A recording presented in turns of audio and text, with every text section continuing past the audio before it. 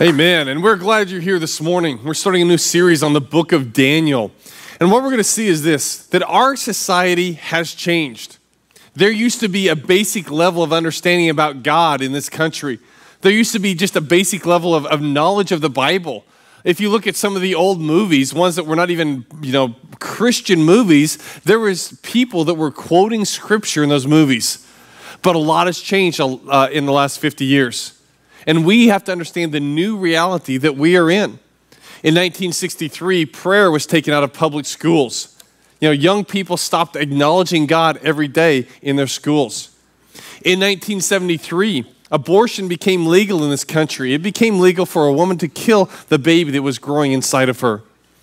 In 2015, same-sex marriage became legal this year in this country. And what has happened is God defined marriage a long time ago. But this year, we have said, what marriage is, whatever I want it to be. And we're going to see that change more and more. What's coming now, here in the near future, is freedom of religion, a right that is guaranteed in our Constitution, is going to be taken over by freedom of worship. And freedom of worship says, whatever you want to do on Sunday mornings, fine, do it in your church buildings, but don't live your faith out during the week. Freedom of speech is going to be challenged. And if you are free to say whatever you want, as long as you don't tick off somebody else. And if you tick off someone else, we're going to send you to a school to train you to say things much nicer. We live in a society that continues to walk away from God. And as followers of Christ, the question is going to become more and more, what are we supposed to do? How are we supposed to act? Who are we supposed to be as followers of God? And this series on Daniel, we're going to see that Daniel and his friends were in a situation very similar to ours. So we're going to start this morning just kind of doing an overview and just looking at Daniel. So if you have a Bible, turn to Daniel chapter 1. If you don't have a Bible, there should be one in the chairs in front of you. It's page 625. You should be able to find it easily on your phone or tablet. If you have your own Bible, Daniel's just past halfway in the Bible. So just kind of open up past halfway. You'll get to, maybe you'll hit Isaiah, Jeremiah, Ezekiel, and then the book of Daniel. Daniel chapter 1, I'll start reading there with verse 1, and we'll look at some of the parallels that are going on here. In the 3rd year of the reign of Jehoiakim, king of Judah, Nebuchadnezzar, king of Babylon, came to Jerusalem and besieged it.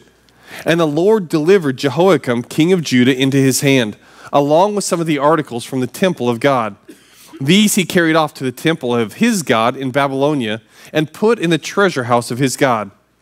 Then the king ordered Ashpenaz, chief of his court officials, to bring in some of the Israelites from the royal family and the nobility, young men without any physical defect, handsome, showing aptitude for every kind of learning, well-informed, quick to understand, and qualified to serve in the king's palace. He was to teach them the language and the literature of the Babylonians. So a lot of things there we're going to go back and deal with a little bit at a time. But the parallels we're going to see between Babylon during that time and the United States today it's amazing to me. And it starts with the idea that people reject God. People reject God. The Israelites were believers in God. That was their national heritage. That Jehovah God chose them out of all the nations of the world and said, you're going to be my people. And so if you were a Jewish person, you followed God. That was the option. That was the choice. That was just part of being Jewish. You followed Jehovah God. But the people of Israel, they weren't satisfied. And so they started following other gods. And they got called out for that. The prophet Jeremiah kept warning them that if they kept following other gods, they were going to get in trouble. But they wouldn't listen. In 2 Chronicles 36, it kind of tells us some of the background on that. It says, Zedekiah was 21 years old when he became king, and he reigned in Jerusalem 11 years. He did evil in the eyes of the Lord his God, and did not humble himself before Jeremiah the prophet, who spoke the word of the Lord. He also rebelled against King Nebuchadnezzar, who would make him take an oath in God's name. He became stiff-necked and hardened his heart and would not turn to the Lord, the God of Israel. Furthermore, All the leaders of the priests and the people became more and more unfaithful, following all the detestable practices of the nations and defiling the temple of the Lord, which he had consecrated in Jerusalem.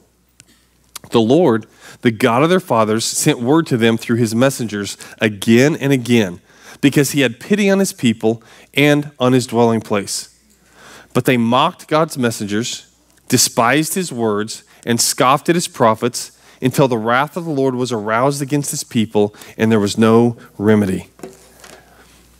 The nation of Israel was supposed to be following God. That's who they were as a people. But they continued to turn their back on him. And Chronicles says they became more and more unfaithful. They kept becoming not trusting in God. They followed the detestable practice of other nations. They started doing what other countries were doing. They defiled the temple of the Lord. They mocked God's messengers. They despised his words, and they scoffed at his prophets. And the people, and especially the leaders, they started to compromise their faith.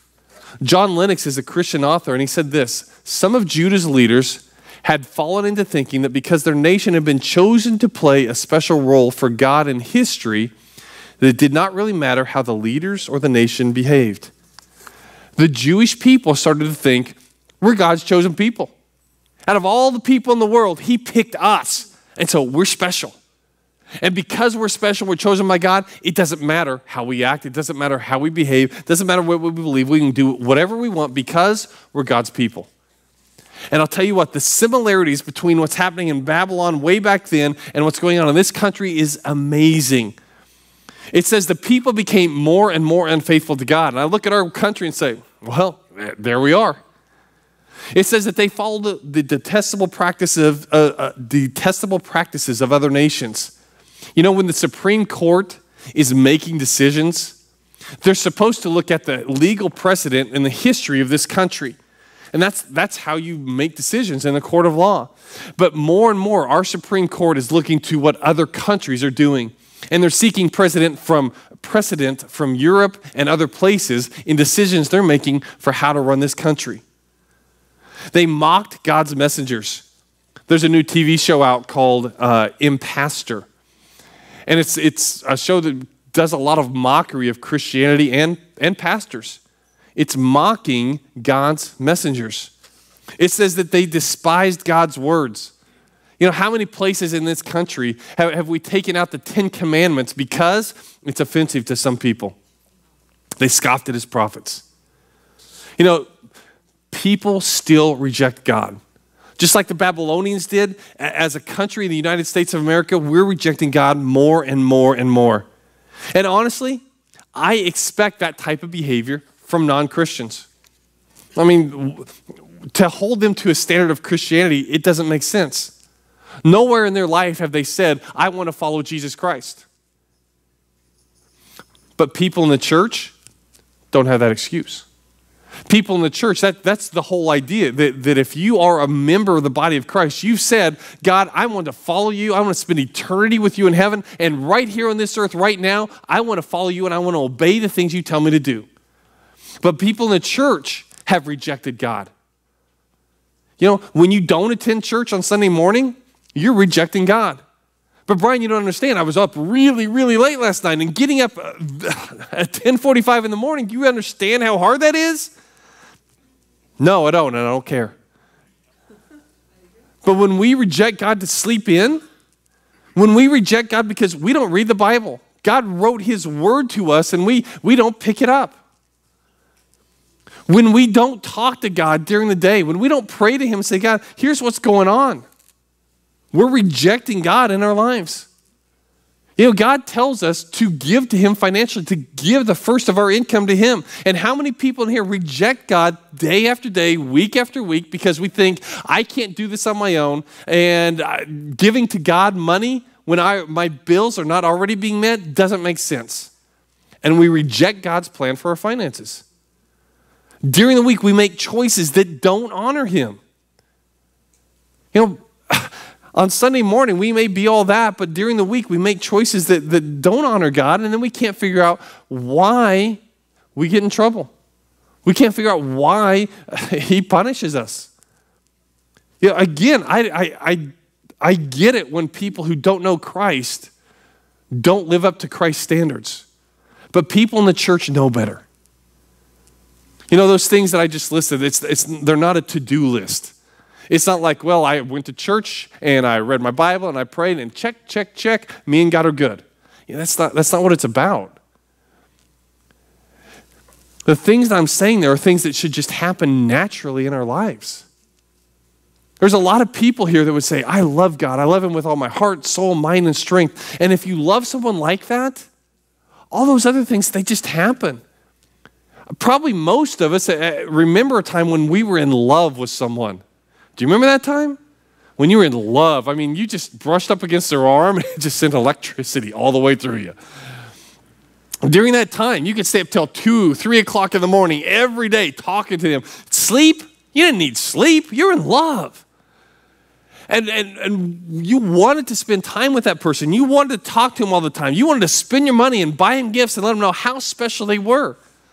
We know the same thing is true with God. When we love God, when he really is first in our life, all these other times, all these other things, spending time at church and reading the Bible and praying and giving, all these things just happen naturally because we love him.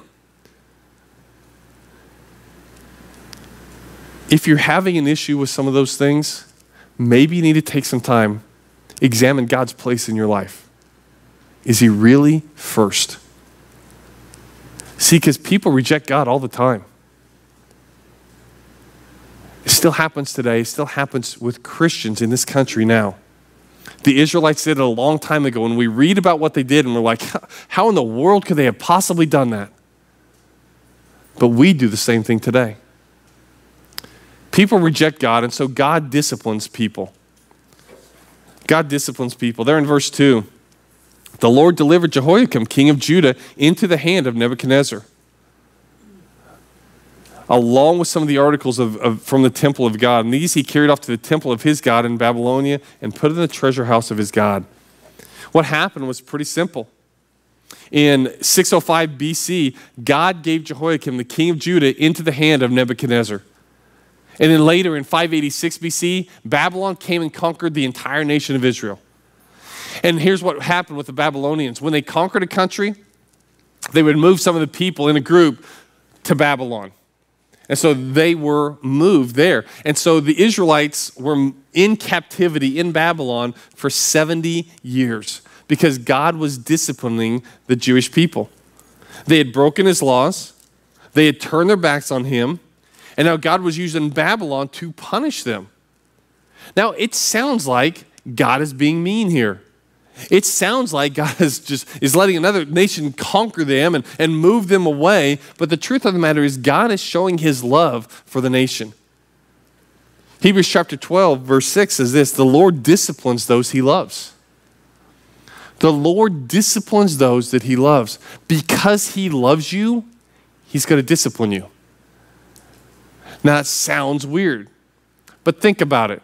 You know, if you have kids and you love them, you're going to put boundaries around their behavior.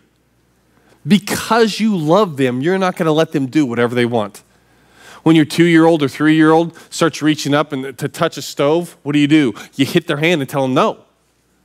Well, that sounds mean. You just hit your kid. You just told your kid no. But haven't you saved them from something much worse, burning their hand on the stove? Because you love them, you care enough to tell them no and to get them in trouble so they don't do something worse. You know, you see kids, 2, 3-year-olds, that their parents tell them to do something and the kid goes, no. And we think that's really cute when they're 2 years old. It's not cute when they're a teenager. But as a parent, if you don't discipline them when they're 2, they're going to be a mess when they get to be older. The problem with us taking the time to discipline is a retraining of us, isn't it? It's a retraining of us turning off the TV or giving up something and sacrificing because we love our kids enough that we're involved in their life, that we know what's going on, we spend the time with them, we correct them so that later in life, they don't hurt themselves worse.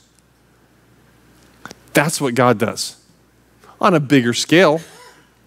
But because he cares about us, he's put boundaries up there.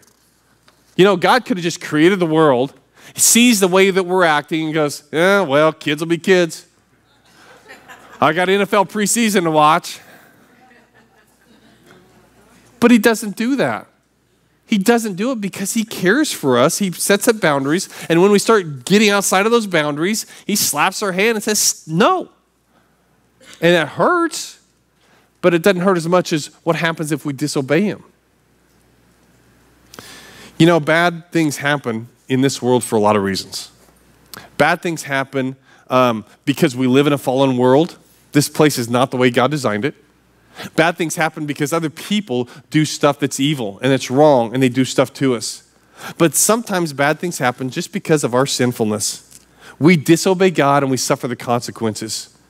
I know a preacher who had a guy that was in the hospital, and the guy throughout his life drank like a fish. And now he's in the hospital for liver cancer. And as the preacher is visiting the guy in the hospital for liver cancer because he drank alcohol his entire life, the guy would say this: where's God? Why did God let this happen to me? I hate God for letting this happen. And the preacher's like, are you serious? I mean, look at your life. You drank all this time, you have liver cancer now, and you're blaming God because you did all these things? Really? The Israelites rejected God. And because they did that, God disciplined them. And we just need to understand that that happens. Because God loves us, he disciplines us. And that should make you feel, at some point, that should make you feel loved. Now, not right away when you're going through it. I understand that. Going through those hard things, that discipline is not fun. But at some point, you need to understand, if God didn't love you, he didn't care, he would just let you go run off and do whatever you wanted. But he loves you enough that he'll discipline you, even though he knows sometimes it's going to make you mad. And you're going to get mad at him. But he's an involved parent, and he cares for us. So, the nation of Israel was here. They had rejected God in their actions, in their daily life, and so God punished them. It's okay, here's what's going to happen. For 70 years, you're in Babylon. While you're there, here's what you need to do. See, because followers of God, it's not just about heaven in the future. It's also about living our life on this earth. And as we become more and more like God, followers of God should seek good for their city. Followers of God should seek good for their city. As you look back here in Daniel, here's what happened. The best and the brightest of the young people were taken. It says in verse 3, the king ordered Ashpenaz, chief of his court officials, to bring in some of the Israelites from the royal family and the nobility. Young men without any physical defect, handsome, showing aptitude for every kind of learning, well-informed, quick to understand, and qualified to serve in the king's palace. He was to teach them the language and the literature of the Babylonians. So this guy from Babylon was supposed to go through and pick out the best of the Israelite young men. And basically, they were going to be indoctrinated into Babylonian culture.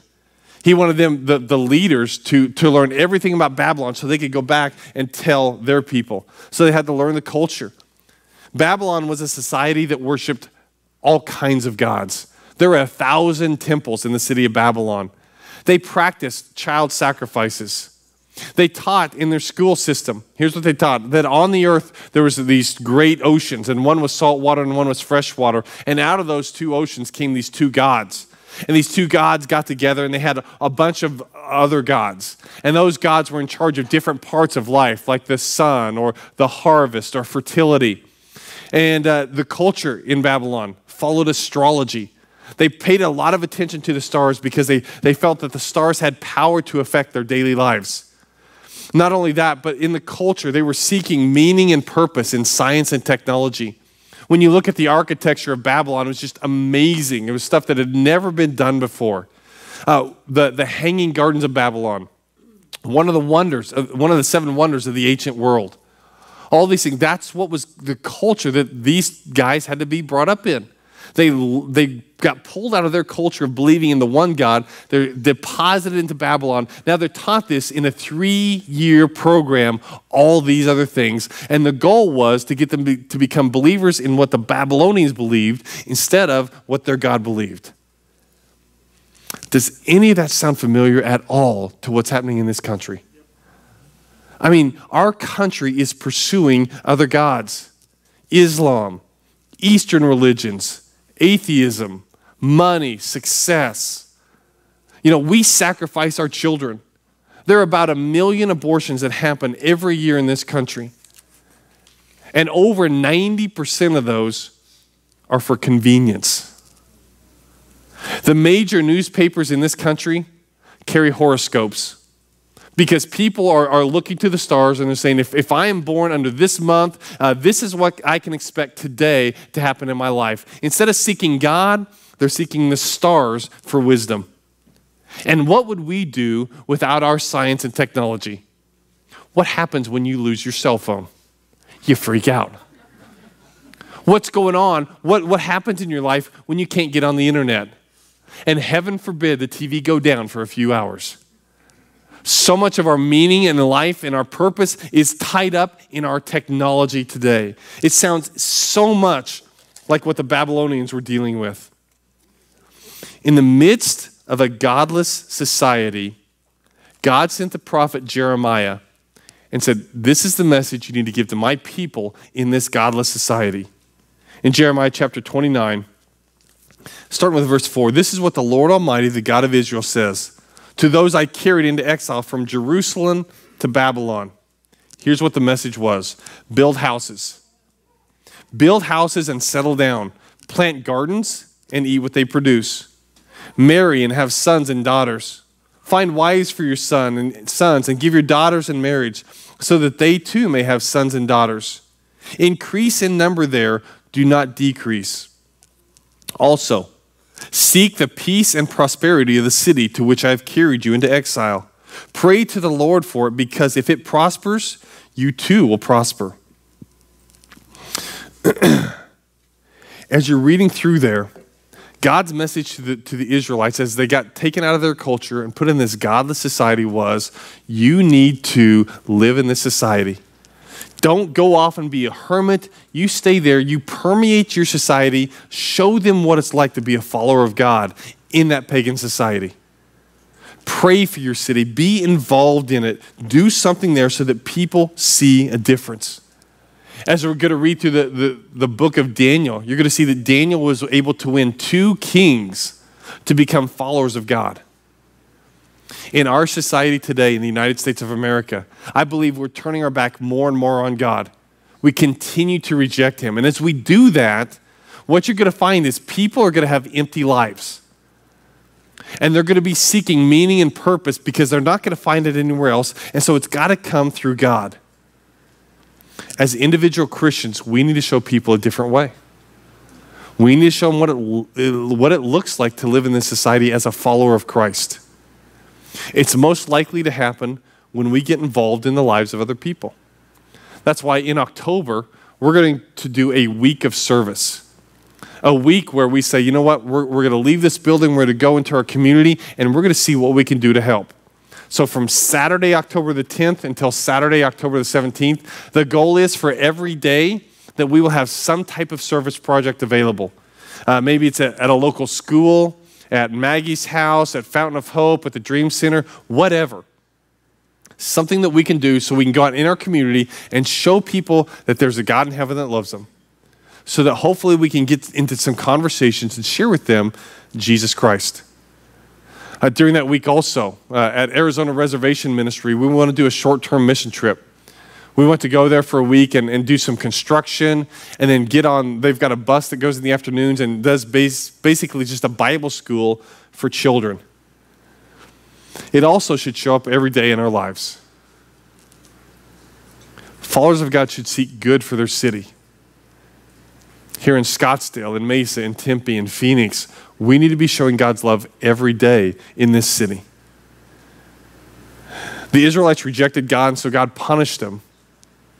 But then after they've been punished, they were to seek the good of that pagan society of Babylon. And then God wanted to let them know. He gave some promises. In what's one of the more famous passages in the Bible, here's what Jeremiah tells the nation also in that same passage. In verse 10, this is what the Lord says. When 70 years are completed for Babylon, I will come to you and fulfill my gracious promise to bring you back to this place. For I know the plans I have for you, declares the Lord. Plans to give you hope, plans to prosper you, not to harm you, plans to give you hope and a future. Then you will call upon me and come and pray to me, and I will listen to you. You will seek me and find me when you seek me with all your heart. And I will be found by you, declares the Lord, and will bring you back from captivity. I will gather you from all the nations and the places where I have banished you, declares the Lord, and bring you back to the place from which I carried you into exile. God told the Israelites, you're going to be punished. You're going to be here for 70 years. So there are people that were in that were probably born into the Babylonian culture, lived their entire lives there, and never saw their homeland. But if you read the books of Ezra and Nehemiah, you're going to see that at the end of 70 years, the Israelites went back to Israel just like God had promised. Now, some of you may be going through hard times. It may seem like God is distant or he doesn't care. It may seem like it's been forever since he's done something in your life. You know, I've been there. I know what that feels like. But that's the time that you read God's promises and you say, you know what? I trust God. I trust his promises. Jesus made a promise to his disciples in John chapter 14. He said, I'm going to prepare a place for you. And if I'm going to prepare a place, then I'm going to come back and get you.